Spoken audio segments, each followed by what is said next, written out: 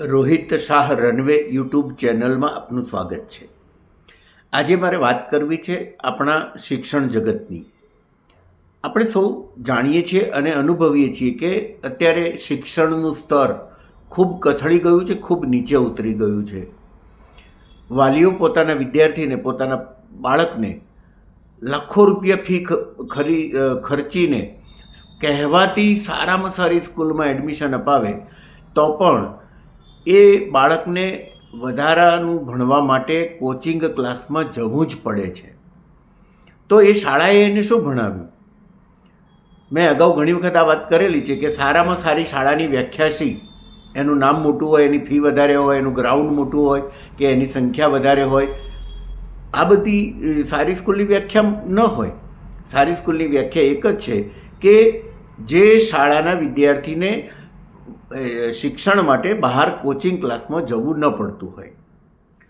તો આ શિક્ષણ જો સુધારવું હોય તો આ બાબતે સરકારે અને શાળાઓએ સજાગ થવું પડશે. મારે સરકારને તો બે ત્રણ વાતો ખાસ કહેવી છે કે કોઈ પણ શાળાનો શિક્ષક કોચિંગ ક્લાસમાં ભણાવતો પકડાય તો એ શાળાની ગ્રાન્ટ તો સંપૂર્ણ બંધ કરી જ દો, પણ એ શાળા શરૂ કરવા માટે જે એને પરમિશન આપી હોય એ પણ અટકાવી દો.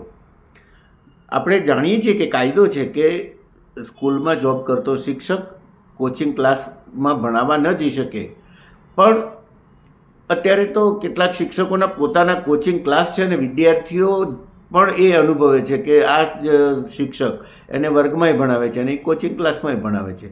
તો આ જે ન્યુસન્સ છે, પ્રદૂષણ છે, એને અટકાવવા માટે કોઈ પણ શિક્ષક જ્યારે કોચિંગ ક્લાસમાં ભણાવતો પકડાય ત્યારે એ જે સ્કૂલમાં નોકરી કરતો હોય એ સ્કૂલની ગ્રાન્ટ બંધ કરી દો અને એની પરમિશન બંધ કરી દો. તો સ્કૂલો પોતે પણ પોતાના શિક્ષકોને કંટ્રોલ કરશે. બીજી વાત એ છે કે જે શાળાનું બોર્ડનું જેટલા ટકા રિઝલ્ટ આવે એ પ્રમાણે એને ગ્રાન્ટની રકમ મળવી જોઈએ.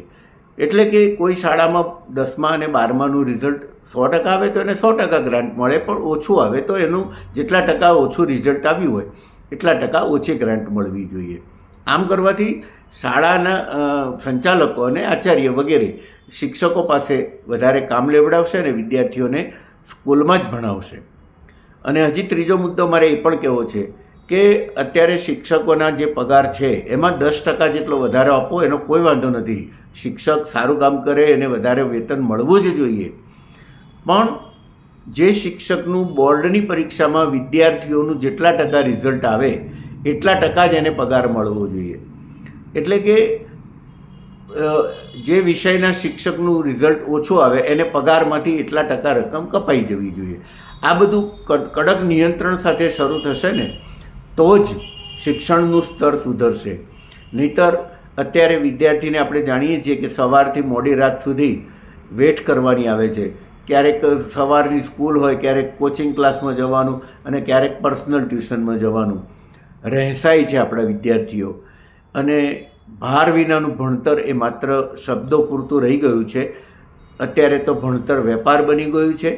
એ વેપાર બનતું અટકે અને એનું સારું પરિણામ આવે એ દિશામાં જો ખરેખર પ્રયત્ન કરવો હોય તો સરકારે બહુ જ કડક રીતે આ સૂચનો બાબતે ગંભીરતાથી વિચાર કરવો જોઈએ એમ મને લાગે છે.